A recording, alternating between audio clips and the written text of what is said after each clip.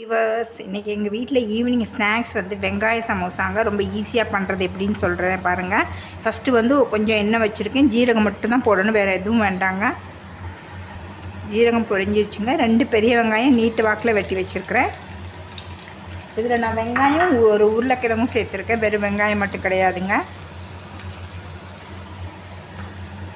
இது கொஞ்சம் டேஸ்ட்டுக்கு உப்பு சேர்த்துக்கலாம்.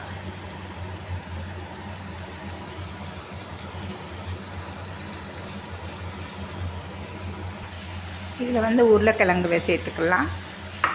அதோட சிக்கன் கிரேவி மசாலா அவ்வளோதாங்க, வேறு எதுவும் போட தேவையில்லை.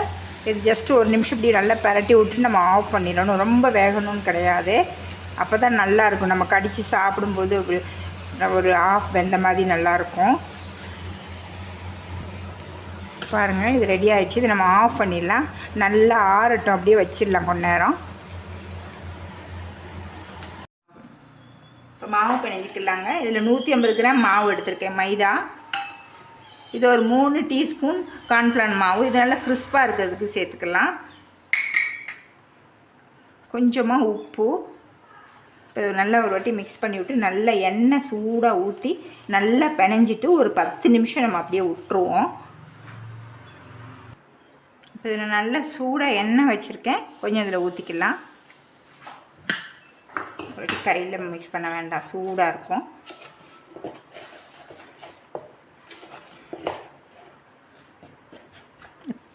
இப்போ கொஞ்சம் கொஞ்சமாக தண்ணி சேர்த்துங்க, நல்லா மிக்ஸ் பண்ணிடுங்க. நீ மிக்ஸ் பண்ணி பார்த்தீங்கனாலே இப்படி பிடிச்சிங்கன்னா நல்லா கொழுக்கட்டை மாதிரி வரணும்.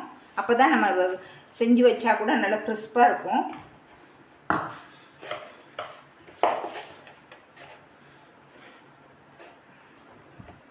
இப்போ பார்த்தீங்கன்னா நல்லா நான் சாஃப்டாக பண்ணிக்கிட்டேன். இப்படி நல்லா போல் பண்ணிவிட்டு கொஞ்சம் நேரம் ஒரு 10-15 நிமிஷம் விட்டுறலாங்க. மூடி வச்சிடலாம். பார்த்தீங்கன்னா மாவு ஒரு 10-15 நிமிஷம் ஆயிடுச்சுங்க. இதில் சின்ன சின்ன போலாக நம்ம எடுத்துக்கலாம். நான் வந்து இதில் செய்கிறதில்ல, ஒரு மாதிரி ஒரு ஸ்பூன் வச்சு ஜல்லிக்கரண்டியில் நான் உங்களுக்கு செஞ்சு காமிக்க போகிறேன். ரொம்ப ஈஸியாக இருக்கும். லைட்டாக அப்படி எண்ணெய் தடவிக்கலாம். இதை வச்சு நல்லா தட்டிடுங்க. நல்லா மெல்லிசாக தட்டி பேப்பர் மாதிரி கொண்டு வந்துடுங்க. அப்போ தான் நைஸாக இருக்கும். நமக்கு ரொம்ப ஈஸியாக பண்ணிடலாம். இந்த மாதிரி நீங்கள் பண்ணுறது அந்த மாதிரி ஷேப் சில பேருக்கு வராது. எனக்கே பொதுவாக அந்த ஷேப் வராது.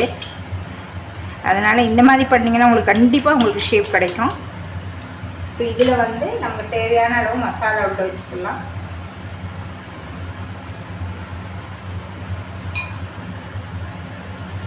இப்படி ஒரு சைடில் எடுத்துட்டு இப்படி பிடிச்சிக்கோங்க. அதே போல் இந்த பக்கம் இப்படி எடுத்து ரெண்டையும் சேர்த்து நல்லா நீங்கள் டைட்டாக ப்ரஷ் பண்ணிடுங்க. பிஞ்சு எண்ணெயில் போட்டோன்னே இப்படியே ஓப்பன் ஆகக்கூடாது.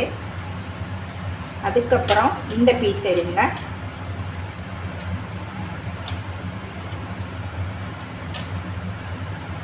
நல்லா ஓப்பன் ஆகாமல் நல்லா ஆனியன்லாம் உள்ளே தள்ளி நல்லா ப்ரஷ் பண்ணிடுங்க. இந்த மாதிரி எண்ணெயில் போட்டோன்னே பிரியக்கூடாது. அந்த மாதிரி நம்ம பார்த்துக்கணும். நான் உங்களுக்கு எடுத்து காமிக்கிறேன் பாருங்கள். இப்போ நீங்கள் இப்படி ப்ரஷ் பண்ணி விட்ருங்க. இப்படி இப்போ பார்த்தீங்களா, அதே ஷேப் அழகாக வருது. ஜல்லிக்கரண்டியை வச்சு நம்ம செஞ்சிடலாம் ஈஸியாக. இந்த மாதிரி நம்ம எல்லாம் செஞ்சு எடுத்துக்கலாங்க. பாருங்க, நான் எல்லாத்தையும் பிடிச்சிட்டேன். ஒரு 10 நிமிஷம் ஃப்ரிட்ஜில் வச்சுட்டு இப்போ ஃப்ரை பண்ணி எடுத்தால் ரெடி ஆகிடுச்சிங்க சமோசா. எண்ணெய் நல்லா காஞ்சிருச்சிங்க. இப்போ எல்லாத்தையும் போட்டு எடுத்துடலாம்.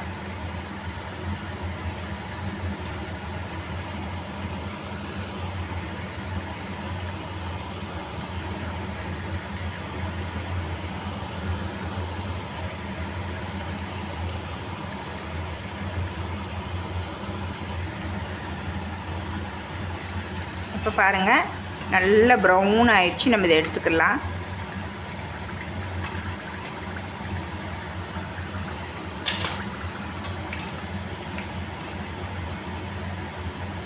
நல்ல ப்ரௌன் ஆயிடுச்சு பாருங்கள். அது ஓப்பன் ஆகல, அழகாக நான் பிடிச்சி போட்ட மாதிரியே இருக்குது.